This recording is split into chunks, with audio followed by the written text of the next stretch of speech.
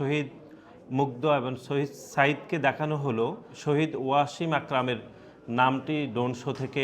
ইচ্ছাকৃতভাবে এবং পরিকল্পিতভাবে বাদ দেওয়া হয়েছে বলে আমরা নিশ্চিত হয়েছি। বৈষম্য বিরোধী ছাত্র আন্দোলনের নেতৃবৃন্দরা, নাগরিক কমিটি অথবা নতুন যে রাজনৈতিক দল গঠিত হয়েছে তাদের পরিকল্পনাকে বাস্তবায়ন করার জন্যই সরকারের পক্ষ থেকে শহীদ ওয়াসিম আকরামের নামটি ড্রোন শোতে বাদ দেওয়া হয়েছে। শহীদ ওয়াসিমের নামটি যে সেখানে ড্রোন শোতে উচ্চারিত হয়নি, সেটি হচ্ছে একটি বিরাজনীতিকরণের মাত্রাকে যে ত্বরান্বিত করতে চায় এই অন্তর্বর্তীকালীন সরকার, সেই জন্য তার নামটি এখানে উঠে আসেনি। আমরা উদ্বেগের সহিত লক্ষ্য করলাম যেটি সরকারের পক্ষ থেকে আমাদের সংসদ ভবনের সামনে, যেটি হচ্ছে জুলাই এবং আগস্টের শহীদদের স্মরণে এবং একটি গণতান্ত্রিক বাংলাদেশ প্রতিষ্ঠার স্বপ্নে তারা একটি ড্রোন শো আয়োজন করেছে। সেখানে আইকনিক শহীদ হিসাবে অনেক শহীদ মুগ্ধ এবং শহীদ সাইদকে দেখানো হলো, কিন্তু অত্যন্ত দুঃখের বিষয় সেটি হচ্ছে শহীদ ওয়াসিম আকরামের নামটি ড্রোন শো থেকে ইচ্ছাকৃতভাবে এবং পরিকল্পিতভাবে বাদ দেওয়া হয়েছে বলে আমরা নিশ্চিত হয়েছি। এটি আমরা এই কারণেই বলছি, কারণ আপনারা জানেন যে এই বছরই পাঠ্যপুস্তকে আইকনিক শহীদ হিসাবেও কয়েকজনের নাম অন্তর্ভুক্ত করা হয়েছিল এবং বাংলাদেশ জাতীয়তাবাদী ছাত্রদলের পক্ষ থেকে বারবার সরকারকে অনুরোধ করা হয়েছিল যে 2000-এরও বেশি শহীদদের মধ্যে যে আইকনিক শহীদ, শহীদ মুগ্ধ, শহীদ ওয়াসিম এবং শহীদ সাইদের নাম সর্বমহলে আলাপ আলোচিত হচ্ছে, সে জায়গা থেকে আপনারা দেখেছেন যে পাঠ্যপুস্তকের কারিকুলামেও শহীদ মুগ্ধ এবং শহীদ সাইদের নামটি আসলেও সেখান থেকে শহীদ ওয়াসিমের নামটি ইচ্ছাকৃতভাবে এবং পরিকল্পিতভাবে বাদ দেওয়া হয়েছে। এবং এটি শুধুমাত্র এই দুইটি ঘটনা নয়, বরং আমরা দেখেছি গণ অভ্যুত্থানের একক মালিকানা চিন্তাই করে যে নতুন রাজনৈতিক দল গঠিত হয়েছে, সে রাজনৈতিক দলের বিভিন্ন প্ল্যাটফর্মে আমরা দেখছি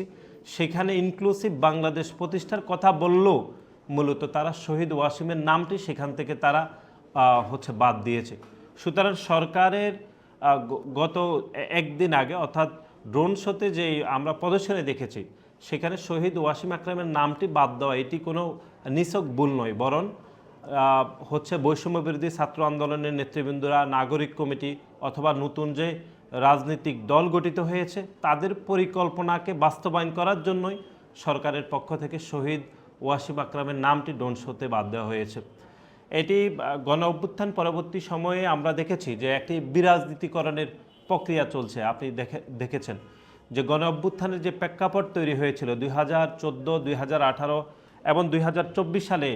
একটি গণতান্ত্রিক বাংলাদেশ প্রতিষ্ঠা হয়নি, বরং বাংলাদেশে যে 3টি জাতীয় নির্বাচন অনুষ্ঠিত হয়েছিল প্রতিটি নির্বাচন জনগণ প্রত্যাখ্যান করেছে এবং প্রত্যেকটি নির্বাচনে তরুণরা ভোট প্রদান করতে পারেনি। কালার এক্সপার্ট, জর্জ স্যাপ এবং মাইল্ড অন হ্যান্ডস টেকনোলজি সমৃদ্ধ অরিক্স ক্রিস্টাল ওয়াশ আপনার লন্ড্রি এক্সপার্ট। এবং তরুণদেরকে যে সংক্ষুব্ধ করা হয়েছে, মানুষের মতামতকে উপেক্ষা করা হয়েছে, তারই পরিপ্রেক্ষিতে গণ অভ্যুত্থানের প্রেক্ষাপট তৈরি হলেও আমরা গণ অভ্যুত্থান পরবর্তী সময়ে যে অন্তর্বর্তীকালীন সরকার রাষ্ট্র ক্ষমতায় রয়েছে তারা কিন্তু গণ অভ্যুত্থানের প্রেক্ষাপট যে একটি জাতীয় নির্বাচন হয়নি, একটি ইনক্লুসিভ নির্বাচন হয়নি, সেরকম একটি নির্বাচনের বিষয়ে তাদের খুব বেশি কনসেন্ট্রেশন আমরা দেখছি না, যে তারা 111-এর মতো একটি বিরাজনীতিকরণের পথে তারা হাঁটছে। এবং আমরা শহীদ ওয়াসিমের নামটি যে সেখানে ড্রোন শোতে উচ্চারিত হয়নি, সেটি হচ্ছে একটি বিরাজনীতিকরণের মাত্রাকে যে ত্বরান্বিত করতে চায় এই অন্তর্বর্তীকালীন সরকার, সেই জন্য তার নামটি এখানে উঠে আসেনি, সেজন্য আমরা এটি প্রতিবাদ করেছিলাম।